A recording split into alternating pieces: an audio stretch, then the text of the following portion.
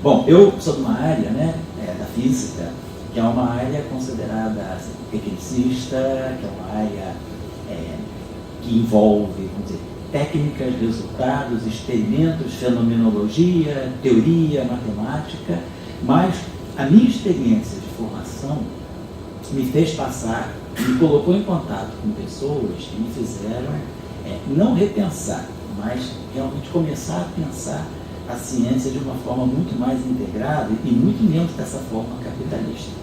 Durante o meu período de mestrado, doutorado no exterior, né, os anos que eu fiquei fora, eu tive a oportunidade de interagir e de ser formado, né, numa escola em que havia criadores de teorias, né? Durante o meu curso de doutorado, durante meus pós-doutorados, nesse mesmo grupo de pesquisa, pude interagir com pessoas, fui formado por 5 prêmios Nobel de Física. E o que eu acho interessante de toda essa passagem por essas pessoas, eu estou colocando isso por causa do discurso da Virginia, da fala da Virginia, o que eles menos me ensinaram e nunca se preocuparam de ensinar foi o aspecto instrumental tecnicista da física. O que eles me ensinaram a pensar foi a correlação da física com a filosofia, sobretudo. Para mim, esses mestres que eu tive, que foram Nobel de Física, antes de mais nada, eles eram filósofos naturais. A física era uma forma de expressão da sua relação com a natureza.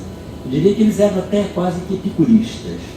E me ensinaram essa visão da ciência, da física, integrada com todas as ciências. Eu acho que às vezes o capitalismo coloca, como a professora colocou, né, essa ideia de que existem prioridades dentro de uma ciência. Quais são as áreas da física mais importantes? Física exploratória, física básica, física aplicada, física teórica, fenomenologia, experimento, e depois a relação. Qual é a ciência mais importante? A física, a matemática, a história, a filosofia? Tira a filosofia e coloca a matemática.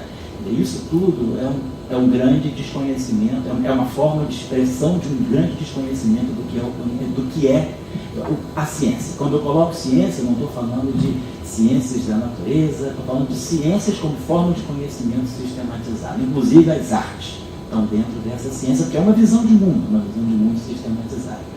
Então, eu acho que é muito importante, eu acho que o problema que nós estamos vivendo hoje, na física sobretudo, né, existe uma grande divisão de prioridades para financiamentos e muitas vezes a gente capitula diante da oferta de dinheiro, né, buscando áreas que sejam mais, que encontrem mais financiamento, áreas que concedam mais bolsas. E eu acho que é um problema a gente entrar um pouco nesse, assim, passar por esse discurso, né, de se deixar levar pelo dinheiro. Eu acho que a ciência, eu entendi isso, né, durante a formação, com pessoas que mudaram a física. Eu estou falando de pessoas que eu aprendi a respeitar, elas me fizeram pensar. Se elas estavam dizendo aquilo, eu tinha que pensar. Quer dizer, colocando em termos proporcionais, né, eu pude ter na física contato com pessoas que na música seriam Mozart e na história seriam Marx, por exemplo. Pessoas que construíram teorias que fizeram rever, né, o conceito de mundo, o conceito de natureza. Então, essas pessoas fizeram pensar e elas mostraram sempre para mim que a ciência é para todos. Nunca, é interessante eu colocar isso, muitas vezes a gente procura um professor para pedir a orientação dele, a primeira coisa que ele quer saber é o currículo, saber as suas notas, saber o teu histórico escolar. Com esses professores com que eu me relacionei, sobretudo aquele que me orientou, ele nunca foi capaz de perguntar qual disciplina você sabia mais, sabia menos, quais eram as suas notas, que era uma carta de recomendação. A única pergunta é, você quer trabalhar? Então tem trabalho para você. Eu acho que isso aí me ensinou muito, porque quebrou esse rito da ciência, né, dessa ciência elitista, de vamos trabalhar com os melhores, vamos fazer uma Olimpíada para caçar os melhores, né? Eu, pelo menos, com os estudantes que trabalham comigo na pré-iniciação científica, nos projetos ProVoc, eu sou bastante avesso que participem de Olimpíadas, né, que buscam a competitividade individual. Eu gosto sempre de trabalhar, a ciência é cooperativa. Né? As ciências se comunicam, né? Sem filosofia não existiria física. Essa teoria de cordas, essas teorias mais avançadas da física de fronteira hoje, são teorias em que os construtores dessas teorias eles têm uma formação filosófica muito forte. Então, a física nasce dessa visão de mundo, né, que é uma visão baseada em filosofia. Então, essa ideia que a ciência pode trazer muita desigualdade, pode. A física é uma ciência assim. Eu trabalho com comunidades de periferia, trabalho com comunidades carentes já há 24 anos, desde 94, tentando trazer pessoas da classe popular, pessoas da classe trabalhadora para o mundo da ciência. Nesse meu trabalho que eu venho fazendo junto com muitas outras pessoas, o que a gente observa é que a física e a matemática são duas ciências que no ensino médio de periferia, de escolas públicas, de regiões onde o Estado praticamente não interfere, são as ciências mais excludentes. Elas são elitizantes, né? Então física é para poucos, matemática é para poucos, tem que ter um grau de inteligência, dizem todas essas bobagens. E a gente tem visto que é possível você atrair as pessoas, né? Vamos dizer, redimensionar as pessoas se reintegrarem no mundo, né? Na sociedade, através da física, que parece ser uma ciência muito excludente, uma ciência que não tem contato com a sociedade. Então, eu acho que é um problema nosso, da nossa comunidade. Muitas vezes, né? Nos cursos, né? Fui aluno, né? Nunca vou me esquecer que eu fui aluno durante muitos anos. A gente encontra professores que sempre tentam colocar, assim, até chegar lá é muito difícil, isso é muito elitista, você tem que passar por muita seleção, tem que ser muito filtrado.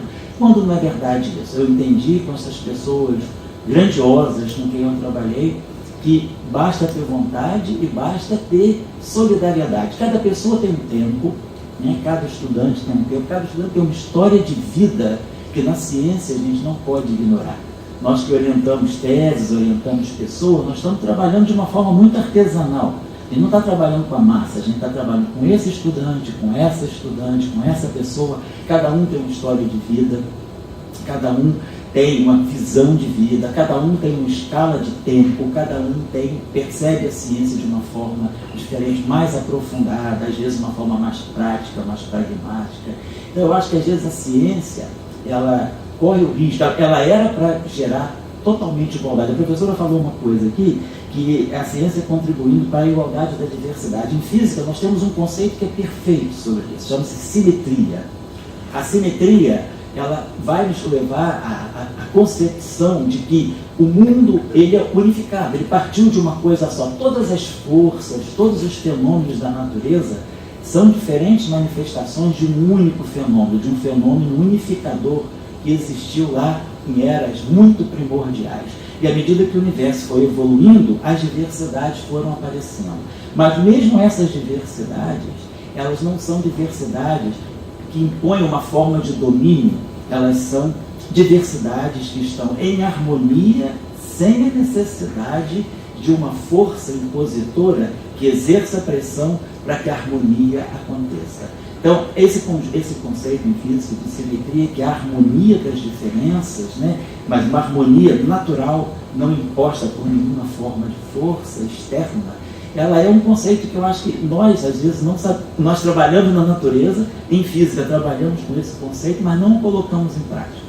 Eu acho que a física, se nós formos olhar a constituição do núcleo atômico, a constituição do átomo, depois a constituição das estruturas mais complexas, é uma estrutura extremamente democrática. A natureza, uma vez um sociólogo, num curso que nós trabalhamos, nós temos esse pré-vestibular comunitário lá em Petrópolis, que já tem 24 anos, e a gente trabalha temas assim, unificados. Nós não trabalhamos muito disciplinas, a gente trabalha temas que são abordados por todas as disciplinas.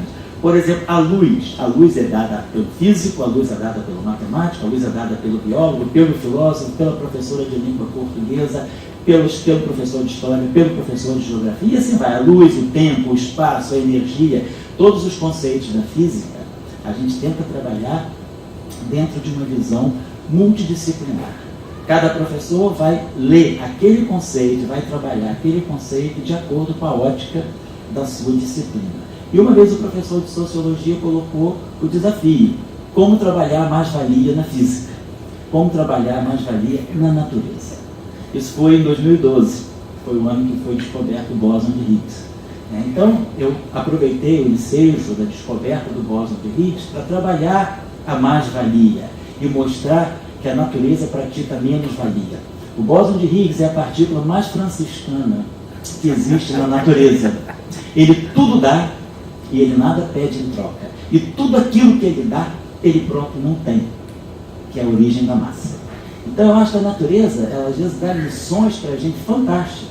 E a gente, na nossa área, a gente não percebe que a natureza está dizendo aquilo para nós.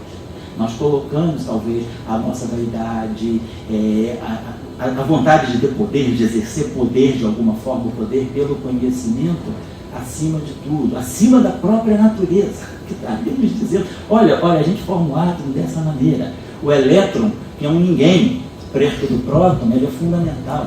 Se não fosse ele, não teria o átomo, e assim vai. Então, eu acho que a ciência, né, vamos dizer, a natureza, ela nos ensina que o que existe é unificação, igualdade, simetria, harmonia das diferenças. Mas a ciência, às vezes, ela caminha na direção ortogonal. Ela vai na direção de criar elites, né, criar dominação, formas de dominação, e muitas vezes o ensino, sobretudo, falando da minha disciplina, né, que é física, ou as ciências exatas e naturais, física, matemática, elas afastam a pessoa da busca da natureza, da busca de compreender o mundo por ser colocado de uma forma muito elitizante. Então eu tenho sempre trabalhado um pouco isso. Esse ano, quando eu vi o tema, que era a ciência para a redução das desigualdades, eu achei esse tema fantástico para refletir. Lá no nosso curso esse ano, o mote do curso esse ano é a ciência para a redução das desigualdades, e a gente vem trabalhando isso, né, há 24 anos, mostrando como a física está junto com a história, como não se pode fazer física de uma forma descontextualizada, anacrônica, é importantíssimo, né? A física está dentro de um contexto histórico, a física faz parte da história de uma época, ela não define nada. E se a física vai em certas direções, como foi a época da teoria da relatividade restrita, a época da teoria da relatividade geral, o período de visão quântica do mundo, agora esse casamento mais forte entre microcosmo e macroscópio, entre a natureza quântica da matéria e a natureza cosmológica, né? Tudo isso não é uma questão, não é uma evolução da física, é uma evolução do homem, é uma evolução da história da humanidade, é uma evolução da sociedade que leva a física para esse caminho. Se não fosse o contexto histórico do segunda metade do século XIX, talvez Einstein nunca tivesse produzido a teoria da relatividade. E quando Einstein produz a teoria da relatividade geral em 1914, em 1915, em 1917, ele lança a cosmologia como uma teoria física, ele tira a cosmologia do cenário da magia e transforma a cosmologia em ciência com um trabalho dele de 1917, que se chama As Implicações Cosmológicas da Teoria da Relatividade Geral. Quem está falando ali é um homem com a filosofia do século XIX. Um homem que tinha na cabeça dele todo um pensamento filosófico que o século XIX deu a ele. Einstein era um homem com a cabeça do século XIX. Fez ciência no século XX, mas a filosofia dele era do século XIX. Por isso ele enveredou por essa direção. Não é o caso, por exemplo, de alguns pensadores do mundo quântico, da visão quântica de matéria e de energia, da chamada mecânica quântica, que eram pessoas já com uma outra visão filosófica que hoje levou a desenvolver esse tipo de física. A pessoa com quem eu trabalhei muito próximo durante o meu doutorado foi o professor Abdel Salam. Ele era islâmico e o trabalho dele ele botava na física toda a visão filosófica que ele tinha do mundo no qual ele foi criado, com a filosofia que o criou, que foi a filosofia associada ao islamismo. Então, a gente não pode deixar de pensar que a matemática, a física, essas ciências que são consideradas ciências mais duras e às vezes mais excludentes, elas foram feitas por homens que sabiam, antes de mais nada, a filosofia. Eu acho que, eu estou também caminhando assim para o final, eu acho que é importante a gente debater, né, aproveitar a professora que está aqui, como sempre, colocar isso, porque é importante, vocês todos que estão aqui, como a professora falou, são bolsistas, são pessoas que já estão trabalhando em ciência, desenvolvendo pesquisa, desenvolvendo ciência, a gente nunca pode se afastar né, daquilo que a natureza está dizendo. Eu acho que uma pessoa que eu sou fã, assim, fã mesmo, né, como físico, eu sou fã, é São Francisco de Assis. Porque eu acho que São Francisco de Assis foi um grande físico, um grande matemático. Ele leu a natureza e conseguiu colocar a natureza em prática. Ele realmente detraiu muito mais lições, ele conversou muito mais com a natureza do que muitos grandes cientistas, do que muitos grandes físicos, né? Que não adianta a gente transformar a natureza num conjunto de equações matemáticas, codificar a natureza de uma forma que só nós dominemos aqueles códigos, e usemos os grandes computadores para fazer os nossos cálculos, e daí a gente se pergunta, o que a natureza está me dizendo? Nada. Eu estou trabalhando de uma forma completamente antipodal com a natureza. Então, eu acho que é muito importante a gente pensar na ciência como uma forma de nos fazer pessoas melhores, né? E de uma forma de nos aproximar. A ciência é uma linguagem, né, que deve nos aproximar. Infelizmente, nesse mundo capitalista competitivo de individualidade, né? Quem saca mais rápido, quem é o mais inteligente, aparentemente, né? Quem é o mais inteligente, quem é o mais bem dotado, isso vai nos afastando, levando a hiperespecialização, como a professora falou, e a gente daqui a pouco se encontra monologando, falando só para nós mesmos, né? Ninguém mais é capaz de entender. Eu acho que esse é um cuidado que a gente tem que ter. É um discurso não simpático dentro do meio da ciência, né? Muitas das coisas que eu falei, dizer que São Francisco de Assis foi um grande físico, isso aí, dentro da física, isso aí gera um terrível terremoto, né? Mas eu passei por pessoas que me fizeram pensar assim, talvez se eu não tivesse encontrado essas pessoas na minha vida, eu estaria hoje só fechado na minha sala com as minhas equações, com o meu formulário como um farmacêutico de manipulação, manipulando símbolos nas equações, e não estaria pensando que a nossa ciência é uma forma de abordar o mundo, de se relacionar bem com as pessoas, de nos fazer pessoas melhores. Então, eu acho que o tema da reflexão, a reflexão que nos traz esse tema é se realmente a ciência está contribuindo para reduzir as desigualdades.